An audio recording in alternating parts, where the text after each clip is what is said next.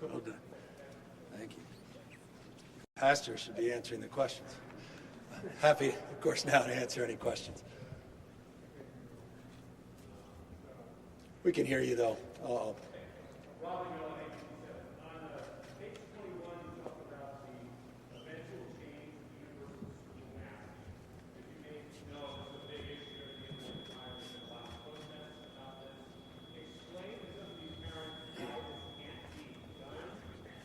If that's what your opinion is, and what metrics or benchmarks do you need to get to before you eliminate the need for masking? Well, I'd point you to Dr. Galley's press conference 2 days ago, where he laid out in very specific and detailed terms the composite indicators that go directly to your question and the appropriate response. I'll say this as a parent of 4 young children. I know a thing or two about the nuances and the complexities of the issue. I also am very familiar with what's going on across the rest of the nation. There are 13 states, you may be familiar. We are among 13 states that have not ended their school masking requirements. Just today, the governor in Washington State announced prospectively that he would be ending it on the 21st of next month.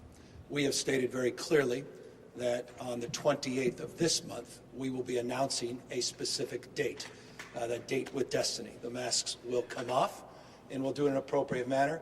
We continue to consult with parents, most importantly. And I can assure you this, there are parents that have strong opinions. Yes, you're correct, on both sides of the issue. And I can assure you, as a parent, I understand that. And we have to accommodate for a state that has more schools and public school educators than any other state in the nation. And the nuances and complexities that provides, those challenges, all have to be incorporated. And that's why we feel very confident that on the 28th, not only will we announce a date, but the date will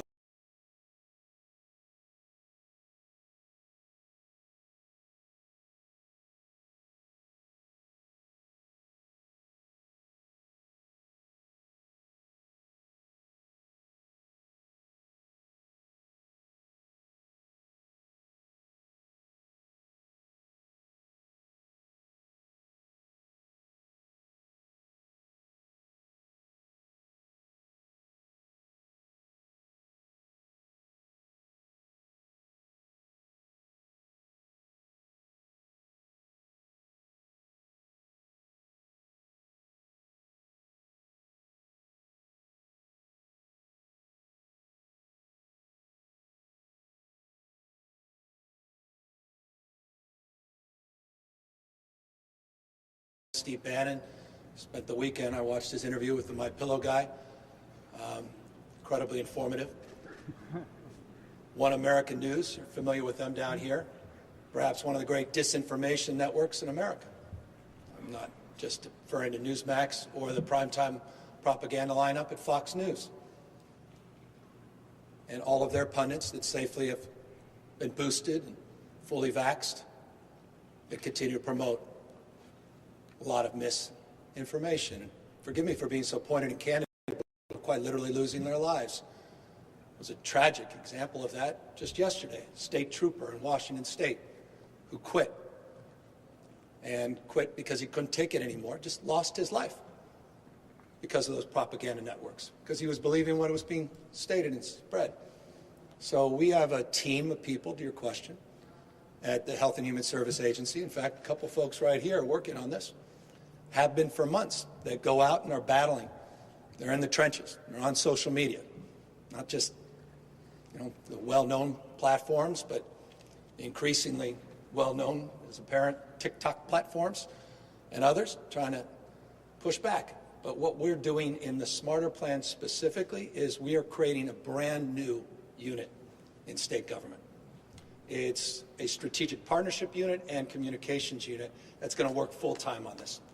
And we put out this week in our Vaccinate for All campaign, in partnership with 250 media outlets, these myth-buster videos in a culturally competent way to take our efforts to go after the mis and disinformation to a whole nother level. So that's how we're going to approach it.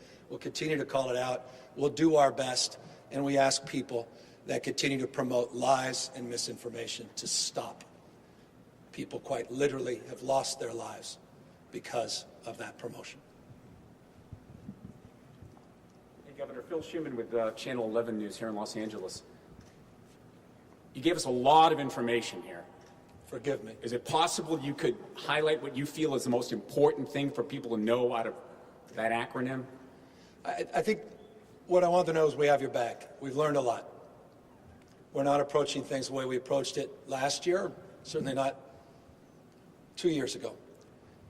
We are moving past the crisis phase into a phase where we will work to live with this virus, and we will maintain a readiness posture and stay on top of the nature of change that is so self-evident with this pandemic and disease. And we are moving.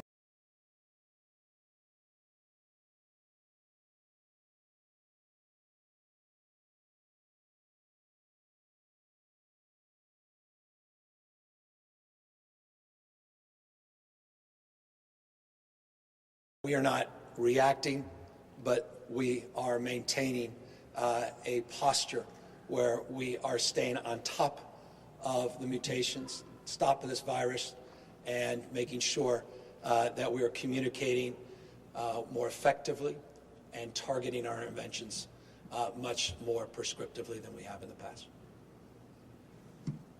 Good afternoon, Governor. This is Aldon Thomas Stiles from California Black Media.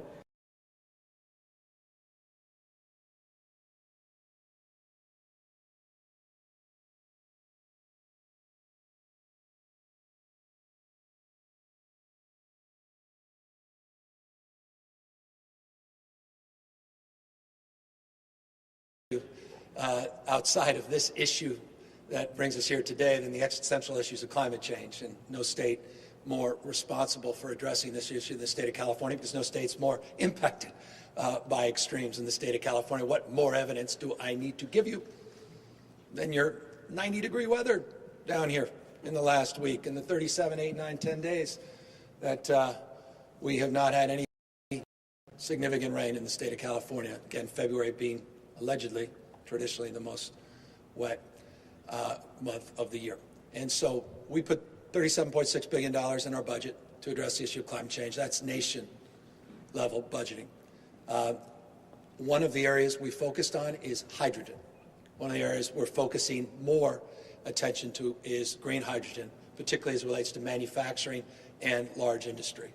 And so I want to just acknowledge what Southern California Gas did today as a step in the right direction. They're promoting something the state continues to promote and will be promoting more over in the next number of years. And so we're grateful by that example. We need to see more of it, not only from them, but across the spectrum. But the issue of addressing heavy industry, not just residential solar, not just wind, not just a conversion of electric vehicles, but really going after big industry is critical in advancing our efforts of low-carbon green growth. Hi, Governor. Thanks again for taking our questions. I'm Tom Waite with CBS Los Angeles. I was wondering if you're aware there's a bit of a feud going on between a couple of the LA County supervisors and the LA County Health Department, where the supervisors are upset that the county is not in line with the state in terms of the indoor mask mandate. Obviously, the state lifted theirs, but LA County still has theirs in place. So what's your position on that feud? What should the county be doing, and how would you resolve it? Yeah, well, I don't know enough about the details of the feud to get in the middle of it at the moment. Forgive me in that respect. But look, as a former county supervisor, I've long maintained, and you've heard me say this on multiple occasions, localism is determinative. And I'll remind you, and as I do often, but it's important. California is the size of 21 state populations combined. There's just nothing else like it. If you put a circle around just LA County, it's a small dot in California.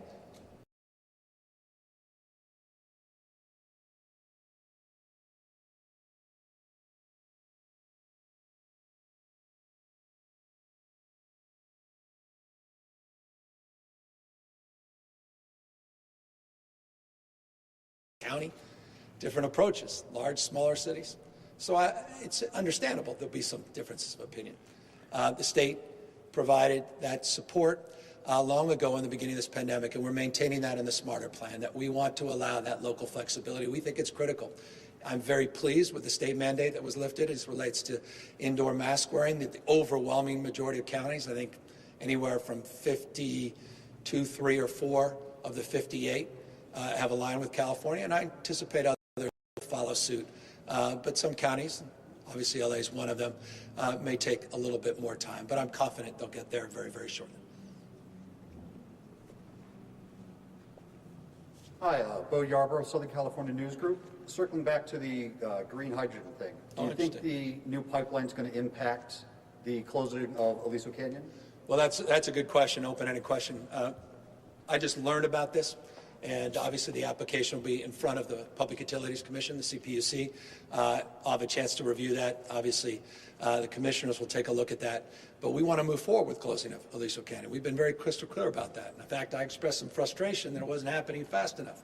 So I'm hopeful that this will advance that effort. And I think there's some wisdom to this move by SoCalGas, because I think it's an acknowledgement of the future. The future is more bright for a company that adapts to the future. And I think they're understanding that they're an infrastructure company, perhaps more than they are a gas company. And I think that's a preferred pathway. And so I'm not here on their behalf as a fiduciary, but I am here on behalf of all of us, trying to clean our air and deal with the extremes, extreme heat, drought, and wildfires. And we need to move past fossil fuels. We need to move past worrying about what Putin does and the impact of our gas prices, and move past our dependence on gas and oil. And I think this is at least a step in that direction. Hi, Governor. Shelby Nelson with KTLA. Most of my questions have been answered, but I just wanted to go back to that question about students and masking. Specifically here in the Inland Empire, we have seen kids and parents protesting. I know you answered some of those questions, but what would you say to parents that are really just enraged seeing these huge events with thousands of people not wearing masks?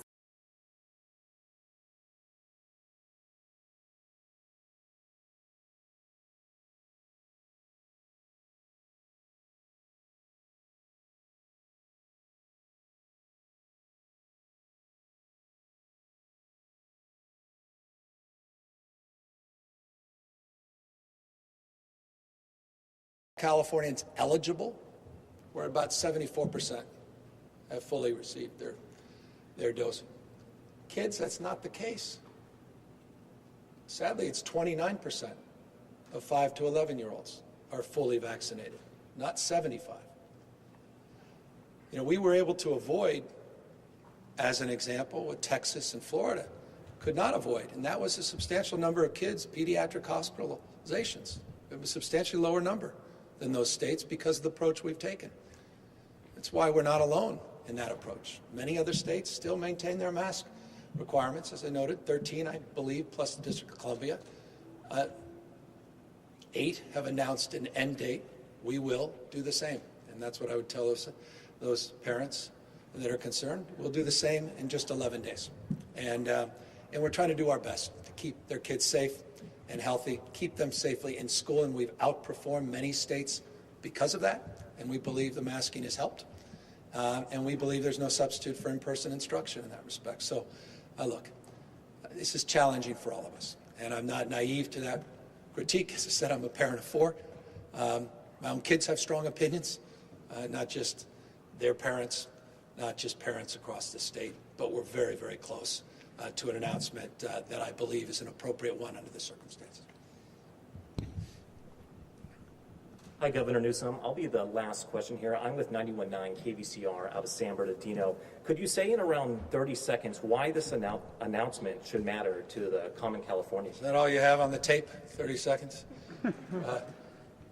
Why does this matter? Because I think people are looking forward to turning the page. People are desperate to move past this crisis mode that we've been in for the last few years. People are desperate to get back to whatever semblance of normalcy they vaguely may remember from a few years prior. But they also need to know that we have their back, we're going to keep them safe, and we're going to stay on top of this, that we're not walking away from this pandemic and this disease. We're not walking away from the virus because the virus continues to change and mutate. And we will change our approach as the virus changes its mutations, its lineages and sublineages. And I want folks to know no other state's better prepared to do that and keep them safe and healthy than the state of California. Let me thank all of you, and let me also just acknowledge we've seen an 88% decline in Omicron cases just in the last number of weeks, 48% decompression of our hospital system. Now is the time to move forward, to turn the page, maintain vigilance. The smarter plan, we think, is a good and appropriate pathway to do just that. Again, I want to thank all of you that were here to help us with this plan, and we look forward to updating and adapting to the changes in store. Thank you all very, very much.